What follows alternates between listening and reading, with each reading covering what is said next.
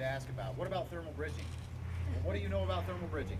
Okay, thermal bridging means outside temperature creeps into the inside environment, changes the inside environment by default. Tube steel acts like a big giant radiator. So if anybody has a car, raise your hand. Who has a car? All right. In the front of your car, you have this thing. It's like a bunch of tubes, and they call that a radiator. And what that does is that dissipates hot and cold accordingly to keep the temperature the same in an engine. So we do the same thing in your floor foundation or your home foundation by default. It's all tube steel. It's all connected together. Everything except the tongue is completely sealed. So you're not going to get critters living inside your tubes of your frame. And you're going to have a nice big buffer between the outside temperature and the inside temperature. So when it's dead of winter in the mountains here in Colorado or Montana or Wyoming, you're not going to get a cold floor. The baseboards around your walls aren't going to be cold because you have lots and lots and lots of square feet, cube feet of dead airspace that acts as a buffer between the outside and the inside temperatures. Okay? Cross members are placed at 16 inches on centers. And Kristen, where are you? There you are. Kristen can explain how this all lays down. Believe it or not, Kristen does most of our flooring on these things now by herself. It's Did this one yesterday.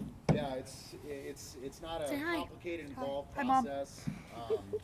So when we show you how to do it once or twice, putting a screw or two in the floor, you're off and running. There's nothing that's magical about how do I put my subfloor down on my tiny house. Once those are all down, we lay out the frame at 8 feet wide and whatever length of home you want to build on it, because it cuts down on the man hours that you have to spend cutting and fitting specific things. So we stop at 8 feet. Does anybody want to guess why? That's how big a piece of plywood is. That's exactly correct.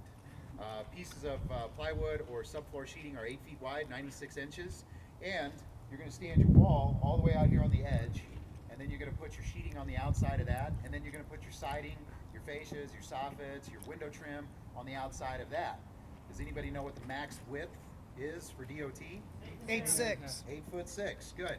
So by the time you take 8 feet and you put a ½ inch or 5/8 of sheeting on the outside of it, and then you put another inch or inch and a half of siding on the outside of that, now you're going to find yourself out to the edge of the fenders are really, really darn close before you know it.